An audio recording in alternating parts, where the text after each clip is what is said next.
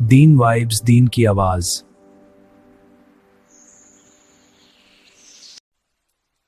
اللہ تعالیٰ کے اور بھی پیارے پیارے نام ہیں۔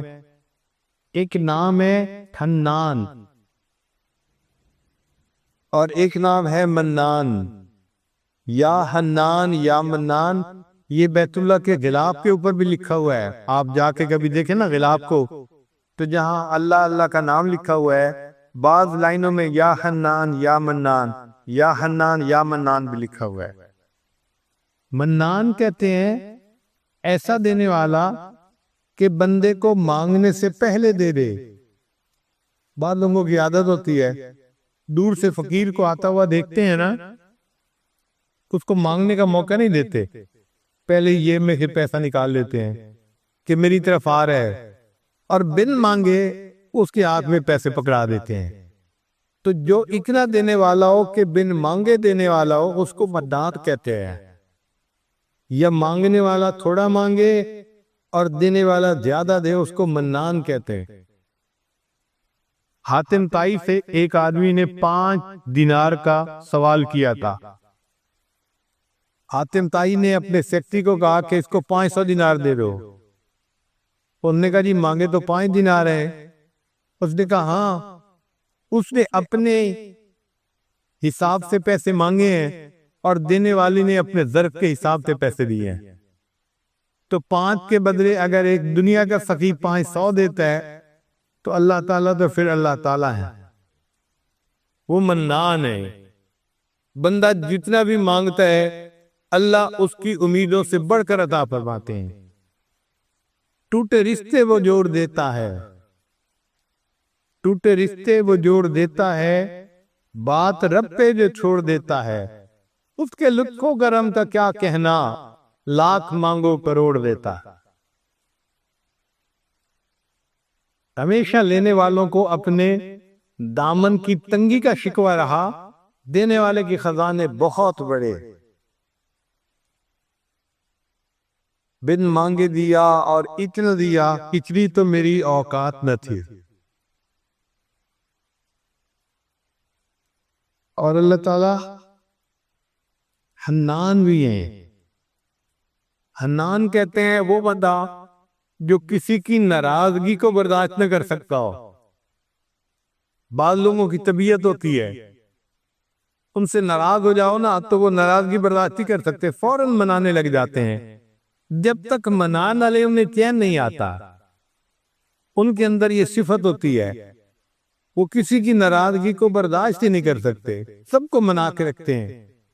اللہ تعالی حنان ہے، اللہ بھی اپنے بندوں کو اپنے سے ناراض نہیں ہونے دیتے۔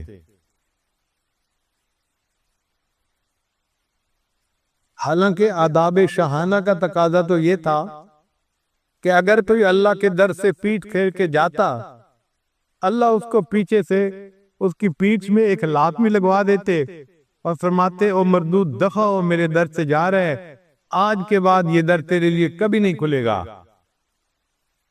بادشاہ کی تو شان یہی ہوتی ہے، مگر جو اللہ کے در سے پیٹھ پھیر کے جاتا ہے اللہ اس کے ساتھ ایسا نہیں کرتے۔ قرآن مجید میں اللہ فرماتے ہیں یا ایھا الانسان ما غرک بربک الکریم، اے انسان تجھے تیرے کریم پروردگار سے کس چیز نے دھوکے میں ڈال دیا؟ تو اپنے رب سے کیوں روٹھ کے جا رہا ہے، کیوں ناراض ہو کے جا رہا ہے؟ اللہ تعالیٰ جو احکم الحاکمین ہے، اپنے روٹھے ہوئے بندے کو مناتے ہیں۔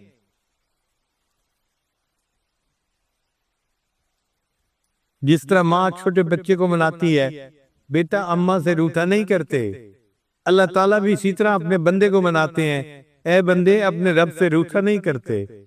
وہ منان بات جو روٹھے کو منانے والی ہو۔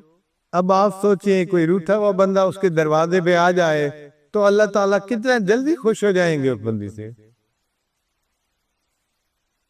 اس لیے فرمایا کہ اگر کوئی بوڑھا ساری زندگی غفلت کی زندگی گزارتا رہا، اب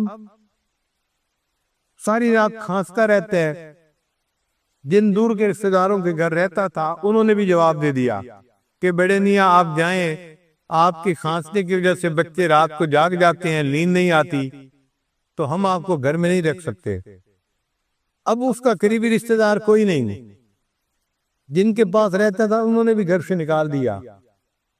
اب یہ بوڑھا بندہ کھانستا ہوا ہانپتا ہوا سوچتا ہے کہ میں جاؤں تو کہاں جاؤں، تو خیال آتا ہے چلو میں مسجد میں جاتا ہوں، اللہ کے گھر میں جاتا ہوں۔ تو اللہ تعالیٰ اس بندے کو تانے نہیں دیتے، جب جوانی تھی اس وقت تو تجھے میرا گھر یاد نہ آیا، جب حسن تھا اس وقت تو تجھے میرا در یاد نہ آیا، اب تیرے منہ میں دانت نہیں اور تیرے پیٹ میں آنت نہیں، جسم میں طاقت نہیں، کچھ نہیں تیرے پاس رہا بچا، اب میرا گھر یاد آیا۔ اللہ اس بندے کو تانا نہیں دیتے، بلکہ وہ بوڑھا اگر ہانپتا کانپتا اللہ کے گھر کی طرف جا رہا ہے تو اللہ فرماتے ہیں میرا یہ بندہ اس بڑھاپے میں زندگی بھر گناہ کی زندگی گزارتے کے بعد آ رہا ہے، وَإِنْ أَتَانِي يَمْشِي أَتَيْتُهُ هَرْوَلًا، یہ چل کے میرے گھر کی طرف آ رہا ہے اور میری رحمت اس کی طرف دوڑ کے جا رہی ہے۔ وہ بندہ ایک قدم اٹھاتا ہے، اللہ کی رحمت 2 قدم قریب ہوتی ہے۔ وہ کیسی بات ہے کہ جو اس بوڑھے کو بھی نہ نہیں کرتی، تانا نہیں دیتی، اس کے لیے بھی اپنے گھر کے دروازے کھول دیتی ہے۔ تو ایک آزمودہ نسخہ الحمدللہ ہم نے ہزاروں نے لاکھوں کو بتایا اور لاکھوں نے اس کا ہم نے نتیجہ پازیٹو پایا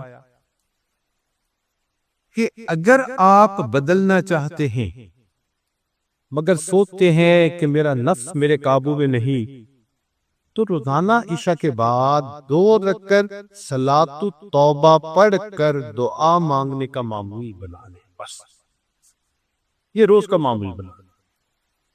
1 دفعہ گناہ کیا، 2 دفعہ کیا، 1000 دفعہ کیا، لاکھ دفعہ کیا، جتنا مرضی کیا، بس یہ معمول شروع کر دیں کہ روزانہ گناہ کریں، فرق نہیں پڑتا، صرف 2 رکعت توبہ پڑھ کے اللہ سے دعا مانگنے کی نیت کر لیں، اور یہ روز پڑھیں۔ نیت رکھو کہ میں نے گناہ چھوڑنا ہے، آپ اس کی برکت دیکھنا، چند دنوں کے اندر اللہ تعالیٰ دل کے اندر اس گناہ سے نفرت کر دے گے اور اس گناہ کے ماحول سے آپ کو اپنی رحمت کے فاق اللہ نکالے۔ جو لوگ کہتے تھے نا کہ ہم قسم کھا سکتے تھے کہ ہم اس گناہ کو نہیں چھوڑیں گے، اللہ نے 2 رکعت اس معمول کو بنانے پر اس گناہ سے بھی جان چھڑوا۔ حتیٰ کہ یورپ کے ماحول میں بعض شرابی کہنے لگے جی ہم چھوڑنا چاہتے ہیں لیکن یہ زندگی کا اب حصہ بن گئی ہے، ہم چھوڑ نہیں سکتے۔ ہم نے کہا 2 رکعت نفل پڑھنا شروع کر دو۔ ڈائریکٹ اس کو کہنا کہ چھوڑ دو یہ اس کے لیے بوجھ ہوتا ہے، آپ اس کو کوئی ڈویبل چیز بتائیں جو وہ کر سکتا۔ ہم نے کہا بھی ہم تو آپ کو یہ کہہ رہے ہیں کہ 2 رکعت نفل روزانہ باقاعدگی سے پڑھو، توبہ کی نیت سے پڑھو اور روز دعا مانگو، بس اتنا کام کر لو۔ اس کے کہتے یہ تو میں ساتھ کر لوں گا۔ اب شراب بھی پی رہے توبہ کے نفل بھی پڑھ رہا ہے، شراب بھی پی رہے توبہ کے نفل بھی پڑھ رہا ہے، مگر یہ چیز زیادہ وقت چل نہ سکی، کچھ ہی عرصے کے بعد اللہ نے دل آتے اس کو توبہ کی توفیق عطا فرمائی۔